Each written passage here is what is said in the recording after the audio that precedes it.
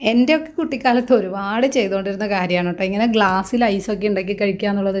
ഇവിടെ നല്ല ചൂട് തുടങ്ങിയിട്ടുണ്ട്, ഒരു രക്ഷയില്ലാത്ത സംഭവമാണ്.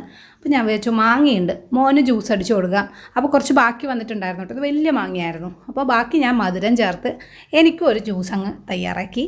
ഇനി അത് നമുക്ക് മൗൾഡൊക്കെ പണ്ട് അങ്ങനെ കോമൺ ആയിട്ടൊന്നുമില്ല കേട്ടോ.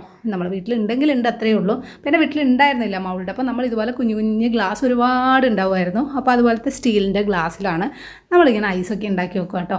ഞാൻ കുറച്ച് മൗൾഡിലേക്ക് ആക്കി വെച്ചു, കുറച്ച് ഈ ഗ്ലാസ്സിലേക്ക് ഒഴിക്കുന്നുണ്ട്. എന്നിട്ടൊരു സ്പൂണാണ് ഇട്ട് കൊടുക്കുന്നത്.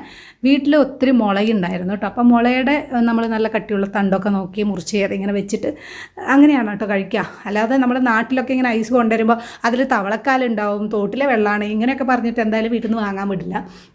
അപ്പോൾ ഈ രീതിയിലൊക്കെ ഉണ്ടാക്കി കഴിക്കലാണ് നമ്മുടെ സ്ഥിരം പരിപാടി കേട്ടോ. വേനൽക്കാലത്ത്, അവധിക്കാലത്ത് അതൊരു രസം തന്നെയാണ്, നല്ല ഓർമ്മകളാണ്.